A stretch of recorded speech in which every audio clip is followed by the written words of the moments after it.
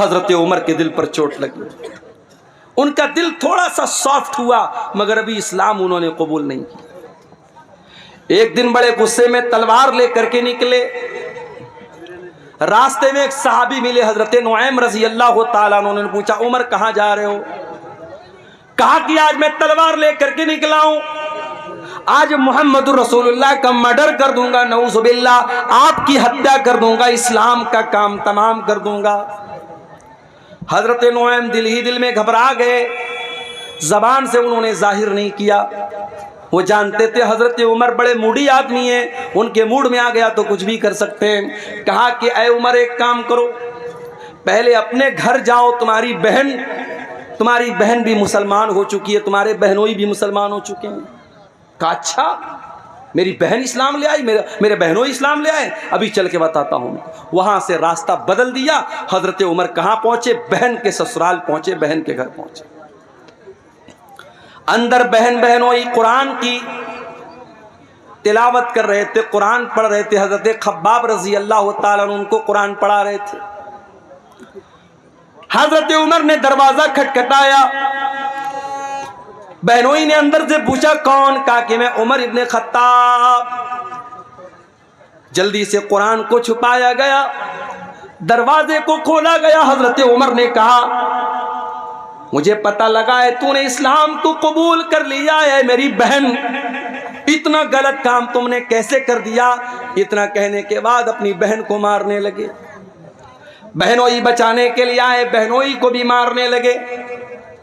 حضرت خباب تو ایک کونے میں چھپے ہوئے تھے، بہنوئی بھی لہو لہان، بہن بھی لہو لہان۔ بہن نے کہا کہ اے عمر کان کھول کر کے سن لے، جتنا مارنا ہے مار لے، جتنا ستم کرنا ہے ستم کر لے۔ اے عمر اب اسلام ہمارے دل کے اندر داخل ہو چکا ہے، اب تو اسلام کو ہمارے دل سے نہیں نکال سکتا۔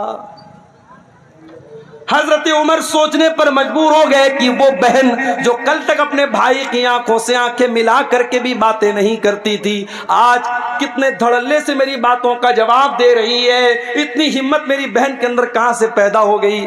کہا اچھا بہنا یہ بتا، وہ جو تو کلام پڑھ رہی تھی، قرآن پڑھ رہی تھی، کیا میں بھی پڑھ سکتا ہوں؟ کہا نہیں تم نہیں پڑھ سکتے، تم ناپاک ہو، جاؤ پہلے غسل کر کے آؤ۔ حضرت عمر نے غسل کیا، پاک صاف ہو کر کے آئے، قرآن ان کے سامنے رکھ دیا گیا اور قرآن کی سورہ طٰہٰ کی آیتیں انہوں نے پڑھی۔ طٰہٰ ما انزلنا علیک القرآن لتشقی الا تذکرۃ لمن یخشی۔ حضرت عمر پڑھتے چلے جا رہے ہیں، قرآن کی آیتوں کو پڑھتے چلے جا رہے ہیں، اور ان کے سینے میں جو دل تھا وہ اسلام کی طرف مائل ہوتا چلا جا رہا ہے۔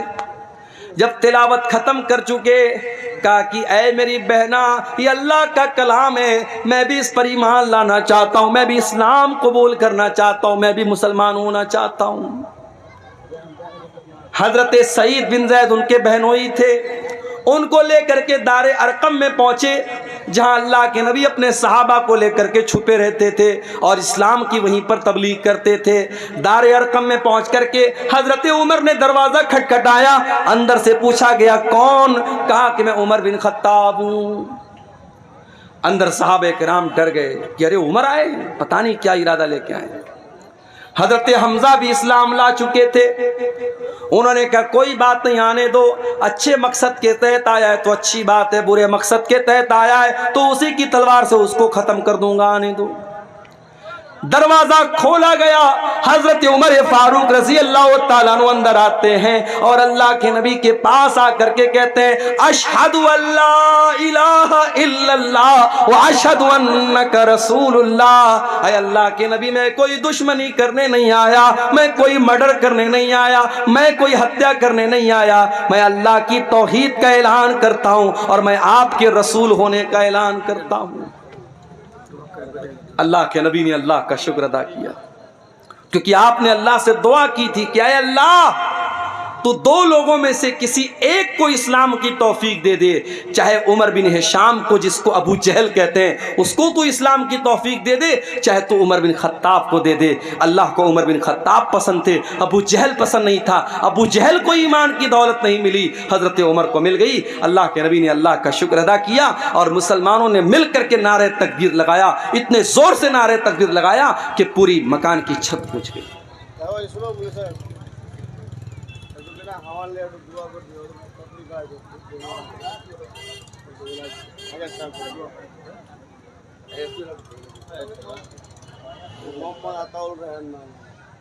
بیمار میں تکلیف 1000 روپے دان کیے ہیں۔ اچھا، کیا نام ہے؟ عطا الرحمان۔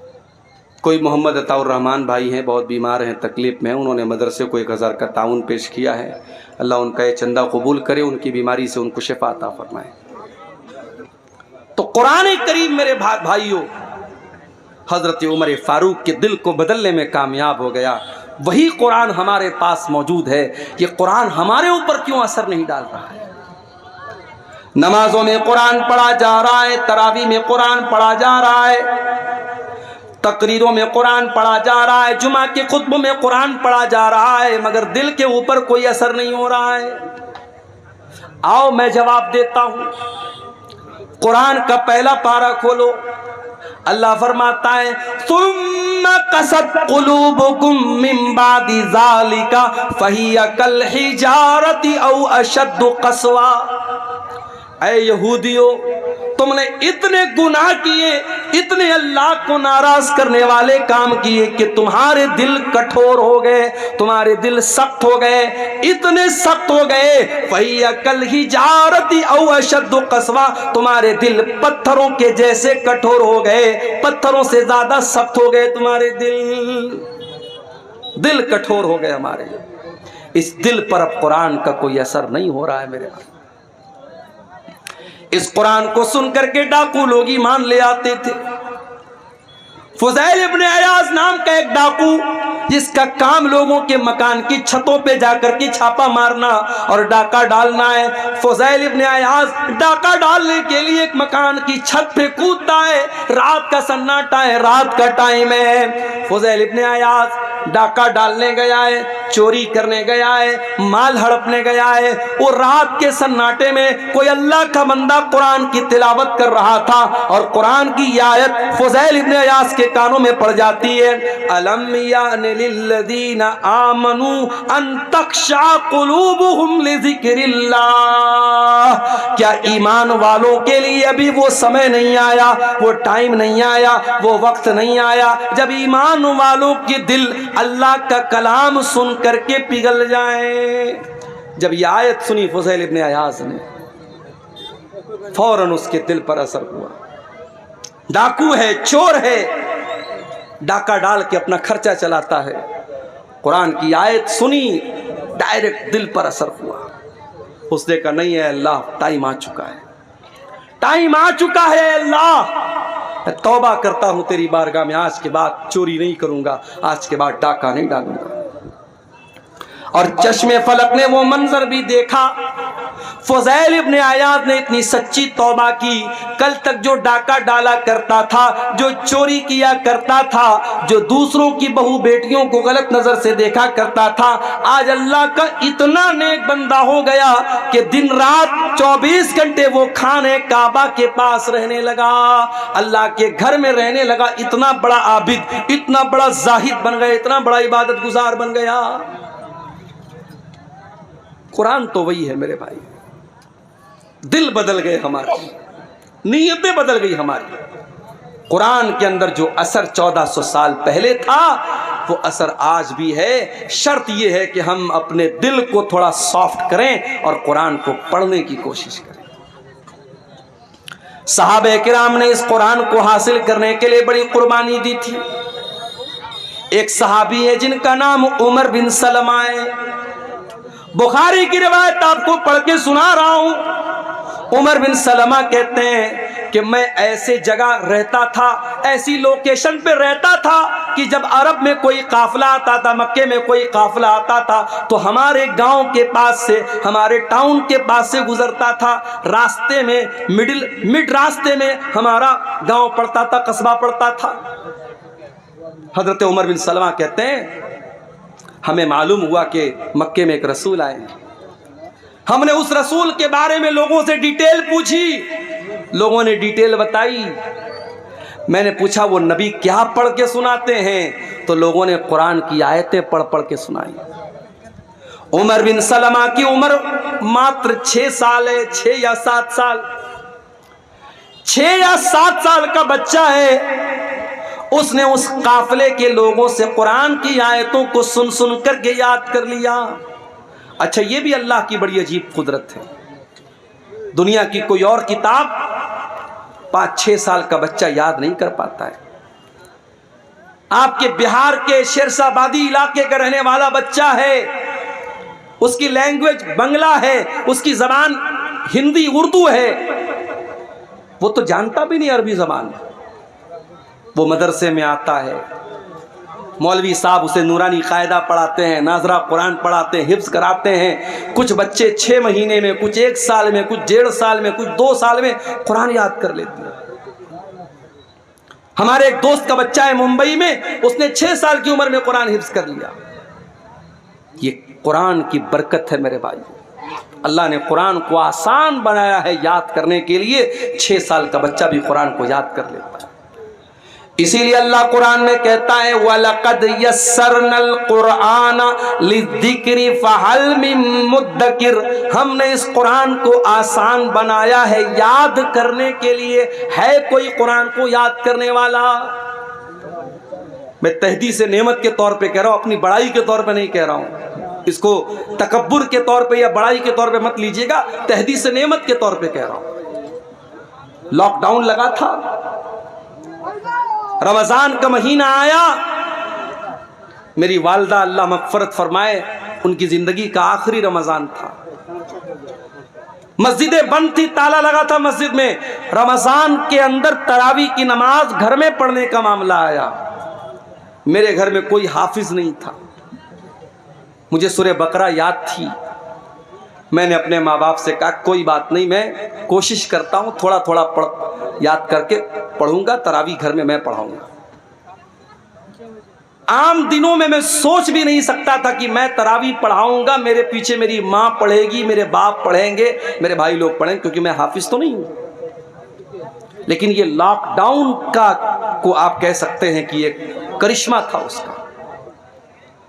اللہ تعالیٰ کو یہ بھی لکھنا تھا میرے مقدر میں کہ میری والدہ کا آخری رمضان ہے، ان کی زندگی کا لاسٹ رمضان ہے، اسی کے بعد ان کا انتقال ہوا تھا، اور تراویح کی نماز وہ میرے پیچھے پڑھ رہی ہے۔ پہلے دن میں نے آدھا پارہ پڑھایا، دوسرے دن پھر آدھا پارہ پڑھایا، تیسرے دن پھر آدھا پارہ، چوتھے دن پھر آدھا پارہ، 5ویں دن سورہ بقرہ ختم ہو گئی۔ سورہ بقرہ کے بعد سورہ آل عمران آتی ہے، میں بیٹھ کر کے آدھا پارہ میں نے اور یاد کیا، رات میں تراویح میں پڑھ دیا میں نے، اگلے دن پھر آدھا پارہ یاد کر کے میں نے تراویح میں پڑھایا۔ اس طریقے سے تقریباً 10:30-11 پارے رمضان کی برکت سے میں نے یاد کر لیے۔ لاک ڈاؤن کے پیریڈ میں میرے پیارے بھائیوں آدھا پارہ روز بیٹھ کر کے یاد کرتا تھا اور رات میں تراویح پڑھا دیتا تھا۔ یہ کوئی بڑائی کے طور پہ نہیں کہہ رہا ہوں، یہ قرآن کا کمال ہے، یہ قرآن کا اعجاز ہے۔ اللہ کہتا ہے وَلَقَدْ يَسَّرْنَا الْقُرْآنَ لِلذِّكْرِ فَهَلْ مِن مُدَّكِرٍ، او لوگو ہم نے قرآن کو آسان بنایا ہے یاد کرنے کے لیے، کیا ہے کوئی قرآن کو یاد کرنے والا؟ حضرت عمر بن سلمہ کہتے ہیں میں 6 سال کا بچہ تھا اور قرآن کو پڑھ کر سن کر کے میں نے یاد کر لیا۔ اس کے بعد جب مکہ فتح ہو گیا اور میرے قبیلے کے لوگ اللہ کے رسول کے پاس پہنچے اور اسلام قبول کر لیا، تو اللہ کے نبی نے کہا کہ جاؤ تم اپنے گاؤں میں جا کر کے مسجد بناؤ اور نماز قائم کرو، اور جو تم میں قرآن سب سے زیادہ پڑھنے والا ہے اور قرآن سب سے زیادہ یاد جس کو ہے وہی تم کو نماز پڑھائے گا۔ جب میرے گاؤں کے لوگ آئے تو سب سے زیادہ قرآن مجھ کو یاد تھا، اور اسی لیے امام بخاری رحمۃ اللہ علیہ اس حدیث کو صحیح بخاری میں جب لائے ہیں تو چیپٹر کیا قائم کیا ہے؟ باب امامت الصبی، کہ اگر بچہ بھی قرآن کا حافظ ہے، قرآن اچھا پڑھ رہا ہے اور بچہ سمجھدار ہے، صحیح طریقے سے نماز پڑھ رہا ہے، تو بچے کو بھی امام بنا سکتے ہیں، بچے کو امام بنانے میں کوئی حرج کی بات نہیں۔ حضرت عمر بن سلمہ کہتے کہ میرے گاؤں کے لوگوں نے دیکھا کہ سب سے زیادہ قرآن تو اس کو یاد ہے، کہا چل بھائی تو نماز پڑھائے۔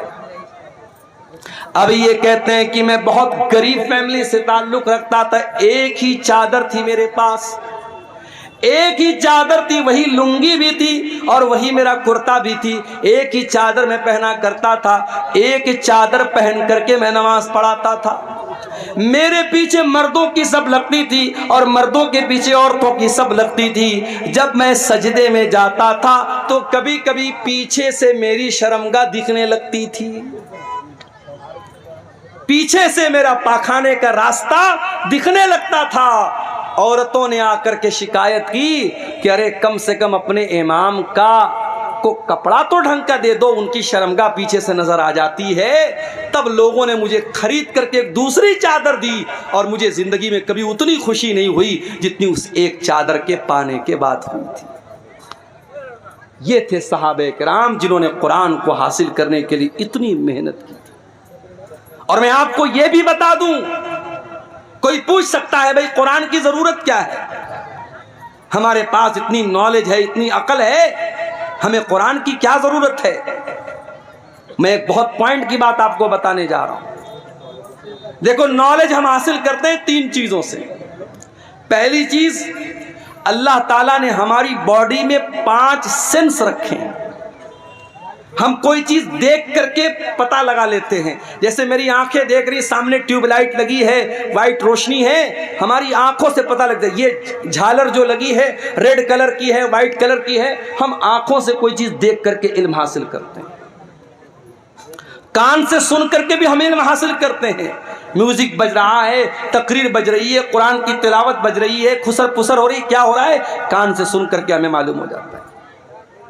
اسی طریقے سے ہم سونگھ کر کے پتہ لگا لیتے ہیں، خوشبو ہے کہ بدبو ہے، مہک آ رہی ہے، اچھی مہک ہے، بری مہک ہے، سونگھ کر کے پتہ لگ جاتا ہے۔ اسی طریقے سے ٹچ کر کے ہمیں پتہ لگ جاتا ہے یہ موبائل ہے، یہ سخت ہے کہ سافٹ ہے، یہ برف ہے، ٹھنڈی ہے کہ گرم ہے، ہم چھو کر کے بتا دیتے ہیں۔ اسی طریقے سے میرے بھائیوں، ہم زبان سے چکھ کر کے بتا دیتے ہیں، کھٹی ہے کہ میٹھی ہے، کڑوی ہے کہ اچھی ہے، ہم زبان سے چکھ کر کے بتا دیتے ہیں۔ اللہ تعالیٰ نے ہماری باڈی میں 5 سینس رکھے ہیں، ہم دیکھ کر کے، سن کر کے، چکھ کر کے، ٹچ کر کے ہم پتہ لگا سکتے ہیں کہ کون سی چیز کیسی ہے۔ مگر کبھی کبھی ہمارے یہ 5 جو سینس ہیں یہ کبھی کبھی دھوکہ کھا جاتے ہیں۔ مثال کے طور پر آپ ٹرین میں بیٹھے ہوئے ہیں، ٹرین کی کھڑکی کے پاس آپ بیٹھے ہوئے، آپ کی آنکھوں کو ایسا لگ رہا ہے کہ ٹرین کے باہر جتنے پیڑ پودے ہیں، جتنے گھر اور مکانات ہیں، سب چل رہے ہیں، سب موو کر رہے ہیں، حرکت کر رہے ہیں، آنکھوں کو لگ رہا ہے ایسا۔ مگر ریئل میں ایسا نہیں ہے۔ ریئل میں کیا ٹرین چل رہی ہے، کوئی پیڑ نہیں چل رہا ہے، کوئی مکان نہیں چل رہا ہے، مگر آنکھوں کو ایسا لگ رہا ہے کہ مکان چل رہا ہے، پیڑ چل رہا ہے۔ تو آنکھیں دھوکہ کھا گئی۔ آپ کو بخار ہے، فیور ہو گیا آپ کو، میں آپ کے پاس میٹھی چائے لے کے آیا، آپ نے پیا، کہا ارے یار عبدالغفار صاحب آپ نے بڑی پھیکی چائے پلا دی، چائے تو میٹھی ہے، مگر آپ کی زبان دھوکہ کھا گئی۔ کیوں؟ آپ کو فیور ہے، بخار ہے۔ پتہ یہ چلا کہ یہ 5 سینس جو ہماری باڈی میں ہے یہ کبھی کبھی دھوکہ کھا جاتے ہیں، اور جب یہ دھوکہ کھاتے ہیں تو کون سی چیز ہمیں بتاتی ہے کہ صحیح کیا ہے، غلط کیا ہے؟ ہماری عقل بتاتا، ہمارا برین بتاتا، ہمارا مائنڈ بتاتا ہے۔ مگر مائنڈ بھی کبھی کبھی دھوکہ کھا جاتا ہے۔ مثال کے طور پر آپ شادی کرتے ہیں، آپ کی ماں آپ کے لیے رشتہ دیکھنے جاتی ہے، عقل کہتی ہے کہ ارے رشتہ دیکھنے کے لیے باہر جانے کی کیا ضرورت ہے، اس کی بہن موجود ہے نا، اس کی بہن اسی گھر میں رہتی ہے، اس گھر کے سارے طور طریقے جانتی ہے، بہن سے شادی کیوں نہیں کرا دیتے؟ عقل کہتی ہے جب شادی ہی کرنا ہے تو باہر کیوں رشتہ دیکھ رہے ہو، گھر کے اندر کیوں نہیں کر لیتے؟ مگر یہاں عقل کی نہیں چلے گی، یہاں چلے گی اللہ کی وحی کیا کہتی ہے، اللہ کی شریعت کیا کہتی ہے، اللہ کا قرآن کیا کہتا ہے۔ اور اللہ کا قرآن کہتا ہے کہ بہن اور بیٹی سے شادی نہیں کر سکتے۔ تو پتہ یہ چلا کہ جہاں 5 سینس کام کرنا بند کر دے وہاں عقل کام کرتی ہے، اور جہاں عقل کام کرنا بند کر دے وہاں اللہ کی وحی کام کرتی ہے، اللہ کی شریعت کام کرتی ہے۔ اور اللہ کی شریعت 2 چیزوں کا نام ہے، ایک کا نام قرآن ہے اور ایک کا نام سنت ہے۔ انہی دونوں چیزوں کا نام شریعت ہے، انہی دونوں چیزوں کا نام اسلام ہے۔ اسی لیے اللہ کے نبی فرماتے ہیں انی قد ترکت فیکم شیئین، میں 2 چیزیں تمہارے بیچ میں چھوڑ کے جا رہا ہوں، لن تضلوا بعدہما، ان 2 چیزوں کو جب تک تم تھامے رہو گے کبھی گمراہ نہیں ہو سکتے، کتاب اللہ و سنتی، ایک اللہ کی کتاب اور ایک میری سنت ہے۔ قرآن اور حدیث، انہی دونوں چیزوں پر جب تک پکڑے رہو گے، تھامے رہو گے، کبھی گمراہ نہیں ہو سکتے۔ تو قرآن میرے پیارے ساتھیو اللہ کی آخری کتاب ہے، اور یہ واحد کتاب ہے جس کی حفاظت کی گارنٹی اللہ تعالیٰ نے خود لی ہے۔ تورات کی حفاظت کی گارنٹی ان کے علماء کو دی گئی، زبور کی حفاظت کی گارنٹی ان کے علماء کو دی گئی، انجیل کی حفاظت کی گارنٹی ان کے علماء کو دی گئی، مگر جب قرآن اللہ نے نازل کیا تو اعلان کر دیا انا نحن نزلنا الذکر وانا لہ لحافظون، او لوگو اس قرآن کو ہم نے اتارا ہے اور اس قرآن کی حفاظت کرنے والے بھی ہم ہیں۔ قرآن کی حفاظت اللہ کرتا ہے۔ دنیا کے اندر جتنے قرآن کے نسخے ہیں، سارے نسخے اگر جلا بھی دیے جائیں، ختم بھی کر دیے جائیں، نشٹ بھی کر دیے جائیں، 5 سال کا بچہ آئے گا اور کہے گا آؤ مجھ سے سن لو، الحمدللہ رب العالمین سے لے کر کے من الجنۃ والناس تک پورا قرآن پڑھ کے سنا دے گا۔ یہ اللہ نے قرآن کی حفاظت کا سسٹم رکھا ہے، اللہ نے قرآن کی سرکشا کا یہ سسٹم رکھا ہے۔ اور یہ بھی یاد رکھو میرے بھائیو، قرآن شفا بھی ہے۔ ہم نے یہ سمجھا قرآن ہمارے بخار اور زکام کی دوا ہے، بچے کو نظر لگ گئی قرآن پڑھ کے دم کر دیا، کوئی بیمار ہو گیا قرآن پڑھ کے دم کر دیا۔ ہم نے قرآن کو جسم کی بیماریوں کے لیے شفا بنا کے رکھا ہے۔ یقیناً قرآن فزیکل بیماریوں کے لیے بھی شفا ہے، مگر اس سے بڑھ کر کے قرآن روح کی بیماری کے لیے شفا ہے، قرآن اسپریچول بیماری کے لیے شفا ہے۔ روح کے اندر جو برائیاں ہیں، روح کے اندر جو بیماریاں ہیں، جیسے آپ کے روح کے اندر ایک بیماری ہوتی ہے جس کو لالچ کی بیماری کہتے ہیں، ایک بیماری ہوتی ہے جس کو حسد کی بیماری کہتے ہیں، ایک بیماری ہوتی ہے مال کی محبت، ایک بیماری ہوتی ہے دنیا کی محبت۔ قرآن ان تمام بیماریوں سے آپ کے دل کو شفا دیتا ہے۔ اللہ قرآن میں کہتا ہے یا ایھا الناس قد جاءتکم موعظۃ من ربکم وشفاء لما فی الصدور، او لوگو یہ قرآن تو بہت بڑی نصیحت ہے اور قرآن تمہارے دل کی بیماریوں کے لیے شفا ہے۔ برکت والی کتاب ہے یہ قرآن۔ دنیا کی کوئی اور کتاب پڑھو گے آپ کو ثواب نہیں ملے گا، قرآن پڑھو گے ثواب ملے گا۔ کتنا ثواب ملے گا؟ اللہ کے نبی فرماتے ہیں من قرأ حرفا من کتاب اللہ، جو قرآن کا ایک حرف پڑھے گا فلہ حسنۃ، تو اس کو ایک نیکی ملے گی، والحسنۃ بعشر امثالها، اور ایک نیکی کا ثواب اللہ تعالیٰ کے یہاں 10 نیکی کے برابر ہے۔ تو ایک حرف پڑھنے پر آپ کو 10 نیکی ملے گی۔ اللہ کے نبی فرماتے ہیں جب تم الف لام میم پڑھو گے تو تم کو ایک نہیں 30 نیکی ملے گی، کیونکہ الف الگ ایک حرف ہے، لام الگ ایک حرف ہے، میم الگ ایک حرف ہے۔ سوال پیدا ہوا ہے اللہ، میں شیرسا بادی ہوں، میں بنگلہ بھاشی ہوں، میں قرآن جب پڑھتا ہوں تو میری زبان نہیں چلتی ہے، میں قرآن اٹک اٹک کر کے پڑھتا ہوں، میں قرآن کو فلوئنٹلی نہیں پڑھ پاتا ہوں، میں رفتار کے ساتھ قرآن نہیں پڑھ پاتا ہوں۔ اے اللہ میری زبان لڑکھڑاتی ہے قرآن پڑھنے کے ٹائم، تو کیا مجھے قرآن پڑھنے کا ثواب ملے گا کہ نہیں ملے گا؟ اللہ کے نبی فرماتے ہیں والذی یقرأ القرآن وہو یتاتہ، جو اٹک اٹک کے قرآن پڑھ رہا ہے اس کی زبان سے صحیح طریقے سے ادا نہیں ہو رہا ہے، اس کی لینگویج الگ ہے، اس کی بھاشا الگ ہے، وہ قرآن کو اٹک اٹک کر کے پڑھ رہا ہے، اس کو ڈبل ثواب ملے گا، دوہرا ثواب ملے گا۔ اللہ کی قدرت اور اللہ کے خزانے میں کوئی کمی نہیں ہے۔ آپ دوسری بھاشا جانتے ہیں اور یہ بھی کوئی بہانہ نہیں ہے۔ آپ کو معلوم ہوگا حرم کے ایک امام گزرے ہیں، انتقال ہو گیا ان کا نام قاری ایوب تھا۔ قاری ایوب کہاں کے رہنے والے تھے؟ برما کے رہنے والے تھے، میانمار کے رہنے والے تھے، برما کے رہنے والے تھے۔ قاری ایوب حرم کے امام بنے تھے، مکے کے امام بنے تھے، اللہ کو پیارے ہو گئے۔ جاؤ ذرا یوٹیوب پر سرچ کر لینا، قاری ایوب کی تلاوت اتنی بہترین ہوتی تھی، اتنی پیاری ہوتی تھی کہ جب وہ تلاوت کرتے تھے تو روح پر ایک عجیب سا وجد طاری ہو جاتا تھا اور بڑا اچھا لگتا تھا۔ وہ برما کے رہنے والے تھے، ان کی بھاشا عربی نہیں تھی، مگر انہوں نے محنت کیا، قرآن کے حافظ بنے، قرآن کے قاری بنے، حرم کے امام بن گئے، مکے کے امام بن گئے۔ اس لیے آپ کی بھاشا اگر الگ ہے تو یہ اس بات کی علامت نہیں ہے کہ آپ قرآن نہیں پڑھ سکتے۔ اور آگے بڑھیے، جو بچہ قرآن کا عالم ہے، قرآن کا حافظ ہے، قرآن کا قاری ہے، کل اللہ تعالیٰ اگر وہ قرآن کا صحیح طریقے سے اس نے قرآن کو پڑھا ہوگا، کل اللہ تعالیٰ جنت میں اس کو داخل کرے گا اور اس سے کہا جائے گا اقرا ورتقی، اقرا ورتقی کما کنت ترتل فی الدنیا۔ اے قرآن پڑھنے والے، جس طریقے سے تو قرآن کو ٹھہر ٹھہر کر کے دنیا میں پڑھتا تھا، تو کھینچ کھینچ کر کے قرآن کو پڑھتا تھا، تو جنت کی سیڑھیوں پر چڑھتا چلا جا، تو قرآن کو پڑھتا چلا جا اور جنت کی سیڑھیوں کو طے کرتا چلا جا۔ ہو لوگو، ہم کتنے بڑے بد نصیب ہیں، قرآن پڑھ کر کے ہم جنت کی سیڑھی پر چڑھ سکتے ہیں، اللہ ہم کو جنت میں جانے کا راستہ بتا رہا ہے، مگر ہم جنت کی سیڑھی میں چڑھنے کو تیار نہیں ہیں۔ ہم سے بڑا بد نصیب کون ہوگا؟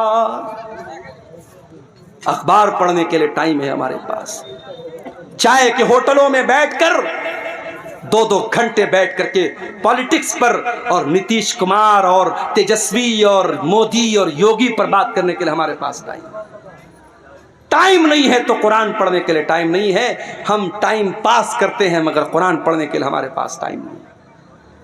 میرے بھائیوں، یہ قرآن آپ کے دلوں میں زندگی پیدا کرتا ہے۔ اللہ کی قسم کھا کر کے کہتا ہوں، کسی اچھے قاری کی آواز میں ذرا قرآن کو سنو، میوزک بھول جاؤ گے۔ میوزک تو آپ کے دل کو مردہ کرتا ہے۔ میوزک کے بارے میں بعض علماء نے لکھا ہے کہ میوزک جو ہوتا ہے یہ زنا کا دروازہ کھول دیتا ہے۔ میوزک جو ہوتا ہے نا، وہ آپ کی شہوت کو بھڑکاتا ہے، آپ کی اچھاؤں کو جاگرت کرتا ہے، آپ کی جو ڈیزائرز ہیں اس کو وہ بھڑکاتا ہے، لیکن قرآن آپ کے اندر اللہ کا ڈر پیدا کرتا ہے۔ اسی لیے اللہ کے نبی قرآن کو پڑھتے بھی تھے اور سنتے بھی تھے۔ ایک مرتبہ آپ نے عبداللہ بن مسعود سے کہا، اے عبداللہ تم مجھے قرآن پڑھ کے سناؤ۔ اچھا، میں اسٹیج پر آتا ہوں نا تو کچھ بچے جو ہے وہ سیلفی لینے چلے آتے ہیں، مولانا صاحب ایک سیلفی لینا چاہتا ہوں، تو مجھے ایک بات یاد آئی۔ اب سیلفی بھی لیتے ہیں تو ماشاءاللہ وہ آج کل فلٹر چلتا ہے نا، فلٹر، اسنیپ چیٹ کا بڑا فلٹر چلتا ہے، ہمارے نوجوان لڑکے لگا لیتے ہیں۔ ایک لڑکا میرے ساتھ سیلفی لے رہا تھا، کوئی فلٹر اس نے یوز کیا، ایسا لگ رہا تھا ہونٹوں پہ لپسٹک لی۔ میں نے کہا بھائی پہلے ہٹا اس کو، تو عجیب و غریب شکل آنے لگتی ہے۔ ایک صاحب نے میرا فوٹو مجھے کو بھیجا، بڑی بڑی داڑھی رکھی تھی، کہا مولانا آپ کے اوپر بڑی بڑی داڑھی بہت اچھی لگے گی۔ میں نے کہا میرا یہ فوٹو آپ کو کہاں سے ملا؟ بولے میں نے ایڈٹ کیا ہے، فلٹر کیا ہے۔ تو فلٹر کر کے آج کل بہت کچھ ہو رہا ہے۔ میں آپ سے کہتا ہوں کہ فوٹو کو فلٹر مت کرو، اپنے آپ کو فلٹر کرو۔ انسان دبلا ہوتا ہے، جم جاتا ہے کہ میری باڈی صحیح ہو جائے، لیکن اگر آپ کے اندر ایمان کی طاقت ہے تو آپ دبلے پتلے بھی ہیں تب بھی اللہ کے پیارے ہو سکتے ہیں۔ ضروری نہیں ہے کہ آپ باڈی بلڈر بنے تبھی اللہ کے پیارے بنیں گے۔ ہاں، گٹکھا کھا کر کے اپنے آپ کو دبلا مت کرنا۔ یہ جتنے گٹکا کھانے والے لڑکے نا، وہ حضرت موسیٰ علیہ السلام کا واقعہ یاد ہے کہ نہیں؟ موسیٰ علیہ السلام نے ایک آدمی کو ایسا مکہ مارا، ایک مکہ مارا وہ مر گیا۔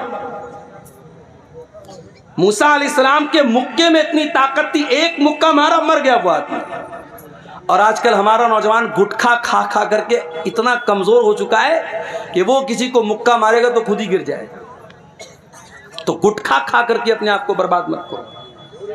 بعض لوگ کہتے ہیں صاحب گٹکا حرام نہیں ہے، تمباکو حرام نہیں ہے، بیڑی حرام نہیں ہے۔ کیوں حرام نہیں ہے؟ کہتے مکروہ ہے۔ تمباکو اور بیڑی اور سگریٹ اور گٹکا کو جو لوگ مکروہ کہتے ہیں وہ دین کا مذاق اڑاتے ہیں، کیونکہ گٹکا، تمباکو، بیڑی، سگریٹ، کھینی، یہ تمام چیزیں آپ کے شریر کو برباد کر رہی ہیں، اور جو چیزیں آپ کے شریر کو برباد کرے وہ حرام ہیں، وہ مکروہ نہیں ہے۔ معاف کیجیے، مکروہ کس کو بولتے ہیں؟ ایک سوال ابھی میرے پاس ہے، میری جیب میں پرچی رکھی ہوئی ہے۔ ایک صاحب نے سوال کیا، مولوی صاحب ذرا اس مسئلے کو بیان کر دیجئے گا کہ ایک آدمی جنگیہ پہن کر اور گمچھا رکھ کر کے سال کی سال نماز پڑھاتا ہے اور مسئلہ بیان کرتا ہے کہ نماز ہو جائے گی۔ دیکھو، نماز ہو جائے گی ایک الگ مسئلہ ہے، اور نماز اسی حالت میں پڑھنی چاہیے الگ مسئلہ ہے۔ نماز آپ جب پڑھیں تو بہترین لباس میں پڑھیں، جو لباس آپ عزت دار کا جو لباس ہے، جو آپ کہیں جاتے ہیں جو لباس پہن کے جاتے ہیں وہ لباس آپ پہن کر کے نماز پڑھیں۔ کسی کی یہاں شادی میں جانا ہو، آپ جنگیہ پہن کے اور گمچھا رکھ کر کے جائیں گے کیا؟ نہیں جائیں گے آپ۔ پردھان جی اپنے گھر پہ آپ کو بلائیں گے، آپ بہترین سفید کرتا پائجامہ پہن کر، خوشبو لگا کر، تیل لگا کر کے سج سمر کے جائیں گے کیا آپ جنگیہ پہن کر اور گمچھا رکھ کر کے؟ نماز پڑھنے جا رہے ہو، اللہ کی عبادت کرنے جا رہے ہو اور گمچھا رکھ کر کے اور جنگیہ پہن کر کے نماز پڑھ رہے ہو، یہ مناسب نہیں ہے میرے بھائی۔ مکروہ اس عمل کو کہتے ہیں جو مستحب کے خلاف ہو۔ مثال کے طور پر مسجد میں آپ جاتے ہیں، مستحب یہ ہے کہ پہلے داہنا پیر اندر ڈالیں اور پھر بایاں پیر اندر ڈالیں، اور مکروہ یہ ہے کہ آپ پہلے بایاں ڈالیں اور بعد میں دایاں ڈالیں، یہ مکروہ ہے۔ جو چیز حرام ہے، سگریٹ، بیڑی، تمباکو، یہ سب چیزیں حرام ہیں، یہ مکروہ نہیں ہے، معاف کیجیے گا۔ عبداللہ بن مسعود رضی اللہ تعالیٰ عنہ بہت دبلے پتلے تھے۔ ایک بار وہ پیڑ پہ چڑھ کر کے مسواک توڑ رہے تھے، اتنے دبلے پتلے تھے کہ ان کی پتلی پتلی ٹانگیں ہوا میں لہرا رہی تھی، اور صحابہ کرام دیکھ کر کے ہنس رہے تھے کہ دیکھو عبداللہ کی ٹانگیں کتنی پتلی پتلی ہیں۔ اللہ کے نبی نے پوچھا کیوں ہنس رہے ہو؟ کہا اے اللہ کے نبی ذرا دیکھیے عبداللہ کی ٹانگیں کتنی پتلی پتلی ہیں۔ آپ نے فرمایا کہ تم عبداللہ کی ٹانگوں کو پتلا سمجھ کر کے مذاق اڑا رہے ہو۔ لہما اسقلان علی المیزان من احد، اللہ کی قسم عبداللہ کی یہ پتلی پتلی ٹانگ قیامت کے دن ترازو کے اوپر احد پہاڑ سے زیادہ وزندار ہوں گی۔ اللہ کے آپ کا کیریکٹر تولا جائے گا، آپ کا ایمان تولا جائے گا، آپ کا عمل تولا جائے گا۔ اگر آپ فزیکلی کمزور بھی ہیں میرے بھائیوں، اللہ کیا اس کی ویلیو نہیں ہے۔ عبداللہ بن مسعود بہت دبلے پتلے تھے مگر آواز بہت اچھی تھی، قرآن پڑھتے تھے، اتنا بہترین قرآن پڑھتے تھے۔ اللہ کے نبی فرماتے ہیں جس کو قرآن بالکل تازہ تازہ سننا ہو، بالکل فریش فریش سننا ہو، وہ عبداللہ بن مسعود سے قرآن سنے۔ اللہ کے نبی فرماتے ہیں عبداللہ اقرا علی القرآن، مجھے قرآن پڑھ کر کے سناؤ۔ بخاری کی روایت ہے، حضرت عبداللہ کہتے ہیں اللہ کے نبی میں آپ کو قرآن کیسے پڑھ کے سناؤں؟ یہ قرآن تو آپ ہی کے اوپر اترا ہے، آپ ہی کے اوپر نازل ہوا ہے، میں آپ کو قرآن کیسے پڑھ کے سناؤں؟ آپ نے فرمایا اے عبداللہ میں آج دوسرے کے منہ سے قرآن سننا چاہتا ہوں۔ حضرت عبداللہ کہتے ہیں میں قرآن پڑھنے لگا، قرآن پڑھتے پڑھتے سورہ نساء کی تلاوت کرنے لگا، سورہ نساء پڑھنے لگا۔ اللہ کے نبی غور سے سن رہے ہیں، میں قرآن پڑھتا چلا جا رہا ہوں۔ قرآن پڑھتے پڑھتے جب میں سورہ نساء کی اس آیت پر پہنچا، فَكَيْفَ إِذَا جِئْنَا مِنْ كُلِّ أُمَّةٍ بِشَهِيدٍ وَجِئْنَا بِكَ عَلَىٰ هَٰؤُلَاءِ شَهِيدًا۔ اے نبی उस वक्त को याद कीजिए जब हम तमाम लोगों पर आपको गवाह बना के लाएंगे, हर उम्मत में उसके नबी को गवाह बनाएंगे और आपकी उम्मत के ऊपर आपको गवाह बनाएंगे। जब इस आयत पर मैं पहुंचा हूं, हजरत अब्दुल्ला कहते हैं अल्लाह के नबी ने फरमाया ऐ अब्दुल्ला बस करो, रोक दो तिलावत, रोक दो। कहते मैंने नजरें डाल करके देखा, फैदा आईना तजरीफान, अल्लाह के नबी की दोनों आंखों से आंसू बह रहे हैं, अल्लाह के नबी रो रहे हैं, अल्लाह के नबी की दोनों आंखों से आंसू बह रहे हैं। आपके कंधे पर कयामत के दिन जो जिम्मेदारी डाली जाएगी, उस जिम्मेदारी का एहसास करके अल्लाह के नबी रो रहे हैं। नबी को अपनी जिम्मेदारी का एहसास है, हमें और आपको अपनी जिम्मेदारी का कोई एहसास नहीं। जवान बेटी रात को 2-2 बजे तक ऑनलाइन है, चैटिंग कर रही है, माँ को कोई फर्क नहीं पड़ रहा है, बाप को कोई फर्क नहीं पड़ रहा है। न माँ को अपनी जिम्मेदारी याद है, न बाप को अपनी जिम्मेदारी याद है। जवान लड़की बेपर्दा घर से बन करके, संवर करके, मेकअप करके, अपने जिस्म की नुमाइश करके निकलती है, और माँ 70 साल की माँ बेचारी चादर ओढ़ करके, नकाब ओढ़ के निकलती है, और 20 साल की छोकरी खुलेआम घूम रही है। मेरी प्यारी माँ और बहनों, अगर अल्लाह ने आपको बेटी की माँ बनाया है, अगर आपको बेटी का बाप बनाया है, अगर आप बेटी वाले हैं, अगर आप साहिब औलाद हैं, तो ये औलाद बहुत बड़ी जिम्मेदारी है। इस जिम्मेदारी का एहसास अपने अंदर पैदा कीजिए। अल्लाह के नबी को अपनी जिम्मेदारी का एहसास हुआ, आपकी आंखों से आंसू बहने लगे, आप रोने लगे। आपने कहा अब्दुल्ला बस कर, अब मेरे अंदर ताकत नहीं और सुनने की। सहाबे किराम तो कुरान सुनते थे रोने लगते थे, कुरान पढ़ते थे तो रोने लगते थे। हजरत आयशा को देखो, हजरत आयशा चाश्त की नमाज पढ़ रही हैं। ये चाश्त की नमाज कौन सी नमाज होती है जानते हैं? कोई जानता है? इस सामने की पब्लिक में कोई जानता हो, जरा हाथ उठा के बताए चाश्त की नमाज किसको बोलते हैं? कब पढ़ते हैं चाश्त की नमाज? बोलो भाई, नहीं जानते। सूरज तुलू होने के बाद, यानी मगरिब के टाइम है। कब पढ़ते भाई? अच्छा, चलिए माशाअल्लाह, कुछ लोग तो जानते हैं। मैं कभी कभी सोचता हूँ इतने जलसे हो रहे हैं सीमांचल में, अब्दुल गफ्फार साहब तो बेचारे टाइम कम देते हैं, जो दूसरे मुकर्रिरीन हैं, बहुत सारे मुकर्रिरीन 1-1 महीना कंटिन्यू आपके यहाँ प्रोग्राम करते हैं। लेकिन मैं देखता हूं कि जो बुराई का लेवल है, जो लाइल्मी का लेवल है, वो बराबर बढ़ ही रहा है। बेनमाजी बराबर बेनमाजी हो रहे हैं, नशा करने वाले बराबर नशा कर रहे हैं, बेपर्दगी करने वाली औरतें बेपर्दगी कर रही हैं। अब तो हालात ये है कि मस्जिद की ज़मीनों पर नाजायज़ कब्ज़ा हो रहा है, कब्रिस्तान की ज़मीनों पर नाजायज़ कब्ज़ा हो रहा है। हम हुकूमतों को क्या बोलेंगे, हम प्रशासन को क्या बोलेंगे? आज अपनी वक्फ की हुई ज़मीन को भी मुसलमान खुद हड़पने के लिए तैयार है। मेरे भाइयों, जलसे कराते हो तो कम से कम अपने दीनी लेवल में, अपने नॉलेज लेवल में भी इजाफा कीजिए। हजरत आयशा चाश्त की नमाज पढ़ रही थी। चाश्त की नमाज कब पढ़ी जाती है? मसला याद रखिए, चाश्त की नमाज पढ़ने का 2 टाइम है। एक तो सूरज निकलने के 15-20 मिनट के बाद, जब सूरज एक नेज़ा बुलंद हो जाता है, उस टाइम भी चाश्त की नमाज पढ़ सकते हैं। और दूसरा टाइम थोड़ा और लेट, जब थोड़ी सूरज की तपिश और बढ़ जाए और वो टाइम ऐसा आ जाए कि ऊंट के बच्चे अगर धूप में खड़े हैं तो उनका पैर धूप से जलने लगे, आप कह सकते हैं 8 बजे 9 बजे के करीब का जो टाइम होता है, वो भी चाश्त का टाइम होता है। चाश्त की नमाज 2 रकात भी पढ़ सकते हैं, 4 रकात भी पढ़ सकते हैं। चाश्त की नमाज की बड़ी फजीलत है। चाश्त की नमाज अगर आप पढ़ेंगे 2 रकात नमाज, तो अल्लाह के नबी फरमाते हैं कि आपके बदन के हर जोड़ की तरफ से सदका हो जाएगा।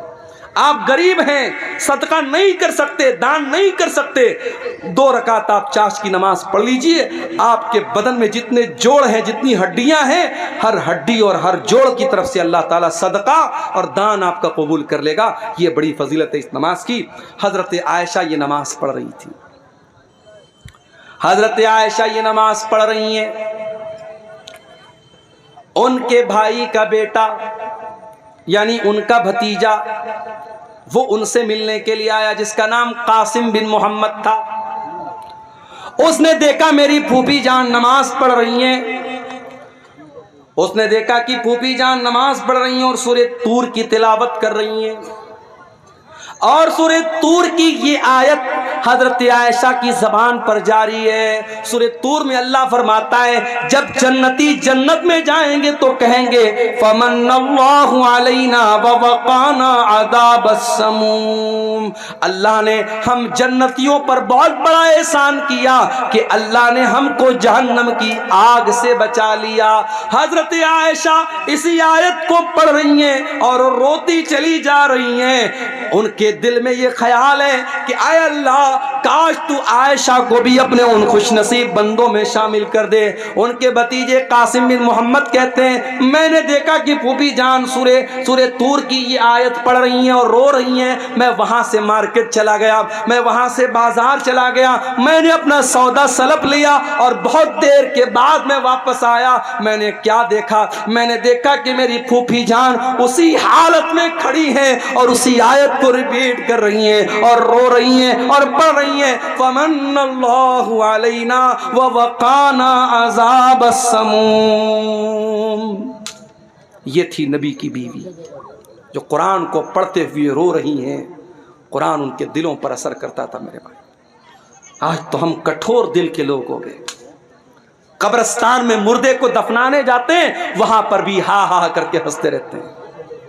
قبرستان میں کھڑے ہو کر کے ہم دنیا کی باتیں کرتے ہیں، پالیٹکس کی باتیں کرتے ہیں، راجنیتی کی باتیں کرتے ہیں، جبکہ اللہ کے پیارے نبی جب قبرستان جایا کرتے تھے، انصاری صحابی کا جنازہ ہے، جنازے کو قبر میں اتارا جا رہا ہے، اللہ کے نبی قبر کے کنارے بیٹھے ہوئے اور آپ کے صحابہ بھی آپ کے آس پاس بیٹھے ہوئے ہیں۔ آپ نے قبر کو دیکھا اور قبر میں اپنے صحابی کی لاش کو اترتے ہوئے دیکھا، اللہ کے نبی رونے لگے، فبکا، آپ کی آنکھوں سے آنسو بہنے لگے اور آپ بھی رونے لگے اور آپ کے آس پاس جتنے صحابہ تھے وہ سب رونے لگے، اور اللہ کے نبی اپنے صحابہ سے کہنے لگے لمثل ھذا فاعدوا یا اخوانی، اے میرے بھائیو، اے میرے صحابہ، اس قبر کی تیاری کرو، یہاں تم سب کو آنا ہے۔ بنارس سے ایک مرتبہ میں ایک پروگرام میں جا رہا تھا، تقریباً 150-200 کلومیٹر دور ایک جگہ پڑتی ہے شاہ گنج، میں وہاں پروگرام میں جا رہا تھا۔ ہمارے ایک ساتھی تھے، کار چلا رہے تھے، راستے میں ایک جنگل آیا، اچانک ان کی ہیڈ لائٹ نے کام کرنا بند کر دیا، جنگل کے بیچ میں ہیڈ لائٹ نے کام کرنا بند کر دیا، گھپ اندھیرا، جنگل کے بیچ میں کار کھڑی ہے، ہم کار کے اندر ہیں، اے سی چل رہی ہے لیکن لائٹ بند ہو گئی، اندھیرا ہو گیا، تو ہمارے دل اور دماغ میں ڈر کی ایک لہر دوڑ گئی۔ غور کرو میرے پیارے بھائیوں، ہم قبر کے اندر جب جائیں گے، ہمارے ماں باپ ہم کو دفنانے کے بعد، ہمارے بچے ہم کو دفنانے کے بعد، ہمارے رشتہ دار ہم کو دفنانے کے بعد مٹی اپنے ہاتھ سے جھاڑ کر کے چلے جائیں گے، منکر نکیر آئیں گے، اس قبر کی تاریکی میں ہمارے پاس کوئی موبائل کا ٹارچ نہیں ہوگا جس کو ہم جلا سکیں، کوئی اے سی اور کولر نہیں ہوگا جس کی ہوا کھا سکیں، منکر نکیر آئیں گے اور 3 سوال کریں گے، من ربو کا، من نبیوں کا، ما دینوں کا، اے اللہ کے بندے تو بتا تیرا رب کون ہے، تو بتا تیرا دین کیا ہے، تو بتا تیرے نبی کون ہے۔ اور یہ 3 سوالوں کا جواب میتھمیٹکس کی بکس میں نہیں ملے گا، ان تینوں سوالوں کا جواب وگیان اور سائنس کی کتابوں میں نہیں ملے گا، ان تینوں سوالوں کا جواب ہسٹری اور اتہاس کی کتاب میں نہیں ملے گا، بھگول کی کتاب میں نہیں ملے گا، ہائی اسکول اور انٹر کے سلیبس میں نہیں ملے گا، ان تینوں سوالوں کا جواب مدرسہ دارالقرآن عزیزیہ کے جو بچے جس کتاب کو پڑھ کے حافظ ہوئے ہیں اس کتاب کے اندر ملے گا۔ میرے بھائی قرآن جواب دے گا ان تینوں سوال کا، تیرا رب کون ہے، تیرا دین کیا ہے، تیرے نبی کون ہے۔ اور جب بندہ صحیح جواب دے گا، میرا رب اللہ ہے، میرا دین اسلام ہے، میرے نبی محمد صلی اللہ تعالی علیہ وسلم ہے، تو فرشتہ پوچھے گا کہ تجھے یہ سوال، ان سوالوں کا جواب تجھے کیسے پتا چلا؟ تو بندہ کہے گا قرأت کتاب اللہ، اے اللہ میں نے قرآن کو پڑھا تھا، میں نے اللہ کی کتاب کو پڑھا تھا۔ قرآن پڑھا تھا، اس لیے میں نے ان تینوں سوالوں کا جواب دیا ہے۔ تو میرے بھائیوں، اس کتاب پر آپ محنت کرو، اس کتاب کے پڑھنے والے یہاں بچے پڑھ رہے ہیں۔ مدرسوں کو حقیر مت جانو میرے بھائیوں، مدرسوں میں پڑھانے والے ان مولویوں کو حقیر مت جانو۔ کمیٹی کے لوگوں نے مجھ کو پرچی دی ہے کہ مولوی صاحب ذرا چندے کے لیے بول دیجئے، چندہ بہت کم ہوا ہے۔ یہ افسوس کی بات ہے، تکلیف کی بات ہے۔ اسی آپ کے شیرزابادی سماج میں فضول کاموں کے لیے لاکھوں روپے خرچ ہو جاتے ہیں۔ مشاعرہ ہو جائے ابھی لاکھوں روپے خرچ ہو جائیں گے، کوئی فضول چیز ہو جائے، کوئی کھیل ہو جائے، کوئی ناچ گانا ہو جائے، لاکھوں روپیہ آپ خرچ کرنے کے لیے تیار ہو جائیں گے۔ یہ سال بھر کے مدرسے کا بجٹ آپ کے اس چندے سے چلتا ہے۔ اور آج اگر جلسے والوں کو اردو بھاشی مقرر سے یہ کہنا پڑے کہ چندہ کم ہوا ہے، آپ تعاون کی اپیل کیجئے، تو یہ ہمارے اور آپ کے لیے چلو بھر پانی میں ڈوب مرنے کا مقام ہے میرے بھائی۔ میں تو یہی کہہ سکتا ہوں، انورودھ کر سکتا ہوں، نویدن کر سکتا ہوں، گزارش کر سکتا ہوں کہ بھائی یہ مدرسے کے بچے ہیں، قرآن پڑھنے پڑھانے والے بچے ہیں، جو ہو سکے دل کھول کے تعاون کرو۔ اپنی ماں بہنوں سے کہوں گا کہ جانا تو اس ادارے کا بھرپور تعاون کر کے جانا کہ اسی مقصد کے لیے جلسہ ہوا ہے۔ اور آپ کو ایک بات بتاؤں، میں میرے نبی کی ایک سنت آپ کو بتا رہا ہوں۔ میرے نبی نے اپنی فیملی کی ضرورت کو قربان کر کے اپنے مدرسے کے اسٹوڈنٹ کی ضرورت کو پہلے پورا کیا ہے۔ آپ کی سب سے چھوٹی بیٹی جس کا نام فاطمہ تھا، ان کو پتہ لگا کہ میرے ابا کے پاس کچھ غلام آئے ہیں، کچھ نوکر آئے ہیں، کچھ لونڈیاں آئی ہیں، تو وہ اللہ کے نبی کے پاس آئی کہ کوئی ایک نوکر مجھ کو مل جائے، کوئی ایک نوکرانی مجھ کو مل جائے، میرے گھر کا کچھ کام آسان ہو جائے۔ حضرت فاطمہ کی ملاقات اللہ کے رسول سے نہیں ہوئی۔ حضرت فاطمہ نے اللہ کے نبی کو پیغام اپنا پہنچا دیا حضرت عائشہ کے ذریعے کہ میرے ابا آئے تو بتا دینا کہ آپ کی بیٹی آئی تھی اور غلام آئے ہیں، ایک غلام آپ کی بیٹی کو مل جائے یا ایک لونڈی آپ کی بیٹی کو مل جائے تو بیٹی کا کام آسان ہو جائے۔ اللہ کے نبی شام کو آتے آپ کو معلوم ہوتا ہے کہ آپ کی بیٹی غلام کے لیے آئی تھی، نوکر کے لیے آئی تھی۔ بخاری کے الفاظ، اللہ کے نبی شام کو اپنی بیٹی کے گھر پہنچتے ہیں۔ حضرت علی کہتے ہیں ہم دونوں میاں بیوی بستر پر بیٹھے ہوئے تھے، اللہ کے نبی آتے ہیں، دروازہ کھٹکھٹاتے ہیں، اندر آتے ہیں اور بستر پہ آ کر کے اپنی بیٹی اور داماد کے بغل میں بیٹھ جاتے ہیں، اور اللہ کے نبی اپنی بیٹی سے کہتے ہیں اے میری بچی، مجھے پتا چلا کہ تو غلام لینے کے لیے میرے پاس آئی تھی، تو لونڈی لینے کے لیے میرے پاس آئی تھی۔ اے میری بچی، ابھی تو میرے مدرسے کے جو طلباء ہیں، جو اصحاب صفہ ہیں، جو دین حاصل کرنے کے لیے جو میرے غریب صحابہ مسجد میں رہتے ہیں، اے میری بچی، ان کے کھانے کا انتظام نہیں ہے، ان کے جینے کا انتظام نہیں ہے۔ اے میری بچی، ان غلاموں کو بیچ کر کے پہلے میں ان کا انتظام کروں گا، اس کے بعد میں دیکھوں گا میری بیٹی کو کیا ضرورت ہے۔ اللہ اکبر۔ نبی کی سنت کو بھی آج زندہ کرنے کی ضرورت ہے میرے بھائیوں۔ اللہ کے نبی نے پہلے اپنی بیٹی کی ضرورت کو پورا نہیں کیا، پہلے اپنے مدرسے کے بچوں کی ضرورت کو پورا کیا۔ حقیر نہ جانو ان مدرسے کے بچوں کو۔ اللہ کے نبی فرماتے ہیں خیرکم من تعلم القرآن وعلمہ، تم میں سب سے بہترین انسان وہ ہے جو قرآن کو سیکھتا ہے، جو قرآن کو سکھاتا ہے، جو قرآن کا ٹیچر ہے، جو قرآن کا اسٹوڈنٹ ہے، اس سے بہترین کوئی انسان نہیں ہے۔ آپ کی نظر میں سائنس پڑھانے والے کی سیلری کتنی ہونی چاہیے؟ 20,000۔ آپ کی نظر میں گणت پڑھانے والے ٹیچر کی سیلری کتنی ہونی چاہیے؟ 15,000۔ اور قرآن پڑھانے والے ٹیچر کی 10,000، 8,000، 6,000۔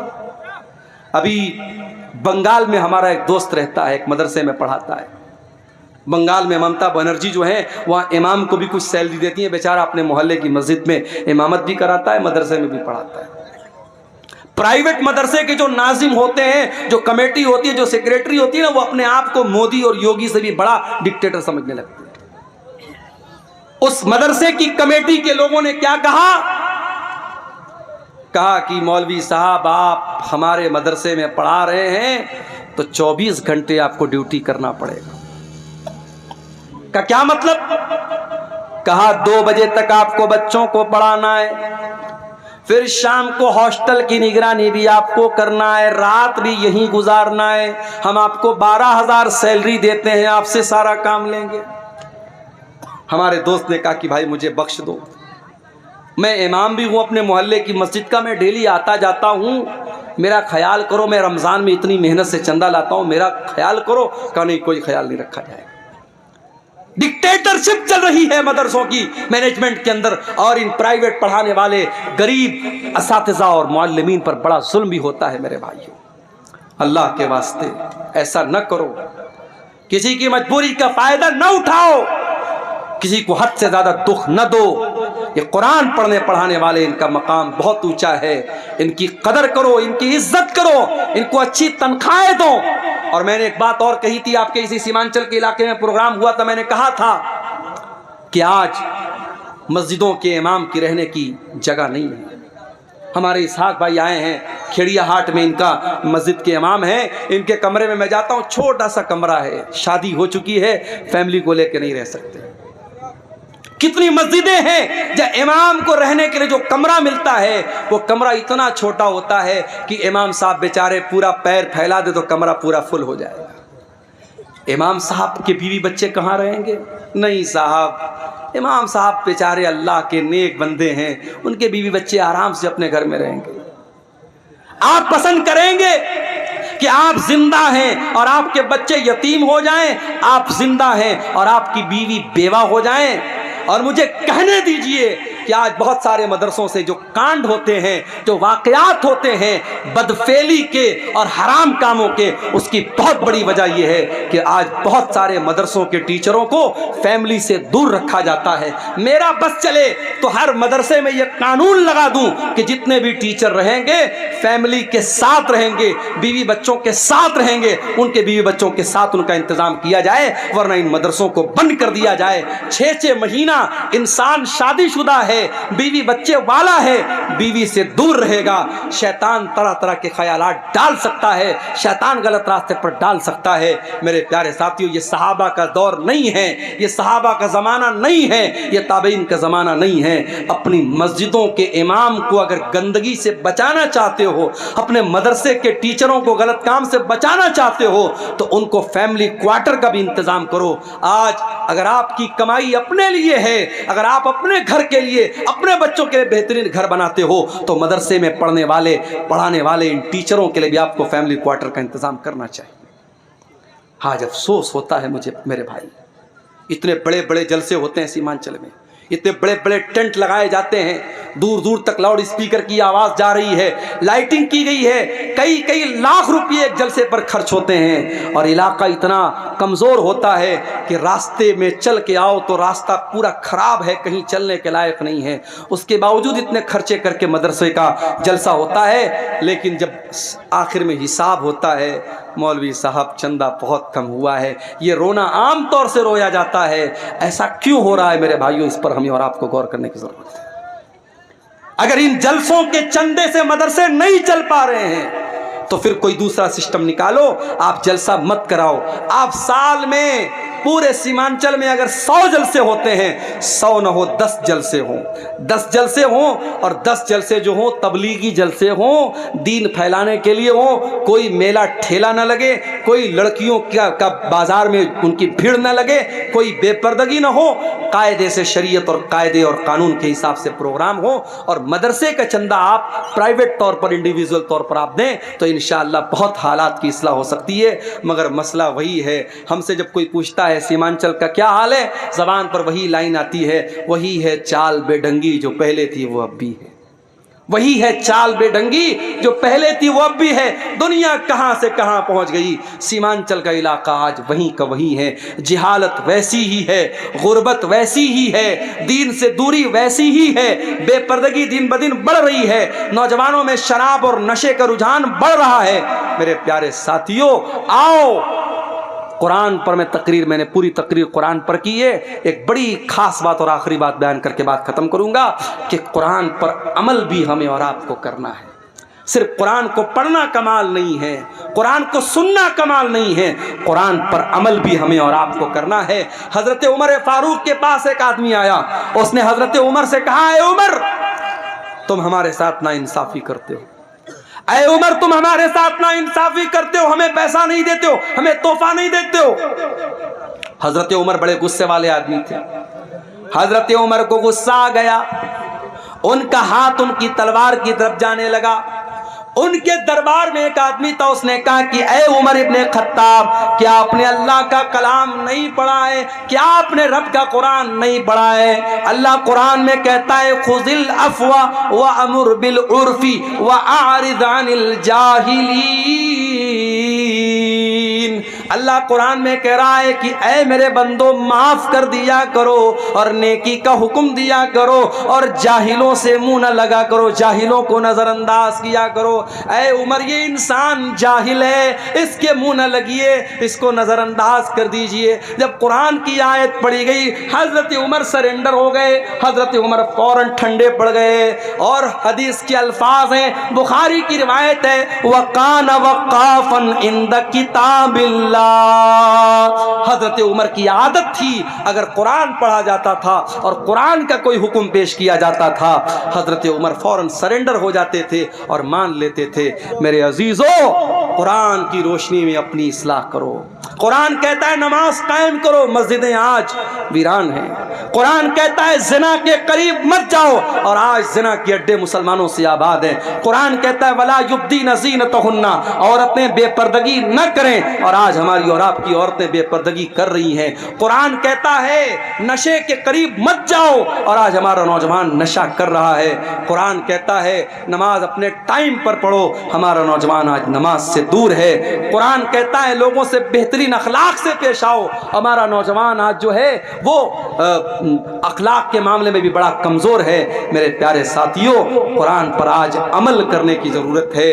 اور اللہ قرآن میں جب قرآن کی فضیلت بیان کرتا ہے تو ساتھ میں یہ بھی کہتا ہے کہ یہ قرآن لیدبروا آیاتہ، قرآن تدبر کرنے کے لیے، قرآن غور کرنے کے لیے ہے۔ میرے عزیزوں، ڈیلی آدھا گھنٹہ صحیح، 1 گھنٹہ صحیح قرآن پڑھنے کے لیے ٹائم نکالو۔ آج بنگلہ بھاشا میں قرآن کا انواد موجود ہے، اردو زبان میں قرآن کا ترجمہ موجود ہے، انگلش میں قرآن کا ٹرانسلیشن موجود ہے۔ جو زبان آپ کو آتی ہے، جو بھاشا آپ کو آتی ہے، اس بھاشا میں قرآن کو لے کر کے بیٹھ جاؤ۔ آدھا گھنٹہ، میں زیادہ نہیں بولتا، آدھا گھنٹہ ڈیلی آپ قرآن کو دینا شروع کر دو۔ میں نہیں کہتا کہ موبائل کو آپ جو ٹائم دیتے ہو وہ آپ قرآن کو دے دو، وہ دے دو گے تو زندگی سنور جائے گی، لیکن کم سے کم منیمم آپ آدھا گھنٹہ قرآن کو ٹائم دو۔ میرے بھائیوں، آپ غور کریں گے زندگی میں برکتوں کو، آپ غور کریں گے، محسوس کریں گے زندگی میں برکتوں کو۔ آج افسوس کی بات یہ ہے کہ ہمارے پاس قرآن پڑھنے کے لیے ٹائم نہیں ہے۔ دنیا جہان کی کتابوں کو ہم پڑھتے ہیں لیکن قرآن کو نہیں پڑھتے ہیں۔ میرے بھائیوں، بزنس آپ کرتے ہیں، کاروبار آپ کرتے ہیں، کاروبار میں پروفٹ بھی ہوتا ہے، لاس بھی ہوتا ہے، فائدہ بھی ہوتا ہے، نقصان بھی ہوتا ہے، مگر قرآن کی تلاوت ایک ایسی تجارت ہے، ایک ایسا بزنس ہے جس میں کبھی گھاٹا ہونے والا نہیں ہے۔ اللہ قرآن میں فرماتا ہے ان الذین یتلون کتاب اللہ، جو لوگ قرآن کی تلاوت کرتے ہیں، واقاموا الصلاۃ، نماز قائم کرتے ہیں، وانفقوا مما رزقناہم سرا وعلانیۃ، اور جو روزی ہم نے دی ہے اس میں سے خرچ کرتے ہیں، کھل کر کے بھی خرچ کرتے ہیں اور چھپ کر کے بھی خرچ کرتے ہیں۔ اللہ فرماتا ہے یرجون تجارت لن تبور، قرآن پڑھنے والا ایسا بزنس کر رہا ہے، ایسا ویاپار کر رہا ہے جس میں کبھی گھاٹا ہونے والا نہیں ہے۔ میرے پیارے ساتھیوں، آج کی پوری تقریر اسی قرآن کی فضیلت اور قرآن کی خصوصیات پر ہوئی ہے۔ یہ پوری تقریر سننے کے بعد بھی اگر ہم قرآن کو نہیں پڑھتے ہیں، قرآن پر غور نہیں کرتے ہیں، تو میں سمجھوں گا آپ ایک کان سے سننے آئے تھے اور دوسرے کان سے آپ نے اڑا دیا۔ لیکن ہاں، اتنے بڑے مجمع میں ہماری مائیں بہنیں بھی ہیں اور آپ بھی ہیں، کوئی ایک اللہ کا بندہ بھی اگر ایسا ہے جو آج کی تقریر سننے کے بعد یہ طے کر کے یہاں سے جائے کہ ہاں، اب اپنی زندگی میں ہم قرآن کے لیے بھی ٹائم نکالیں گے، قرآن پر ہم محنت کریں گے، کچھ قرآن مدرسے کو دے دیں گے، کچھ قرآن مسجد میں رکھ دیں گے، کچھ اپنی کمائی کا حصہ ہم قرآن پڑھنے والے بچوں پر خرچ کریں گے، کچھ کمائی کا حصہ ہم دینی اداروں پر خرچ کریں گے، تو انشاءاللہ ہم جو ہے اس کا اثر اپنی زندگی میں میرے پیارے ساتھیوں محسوس کریں گے۔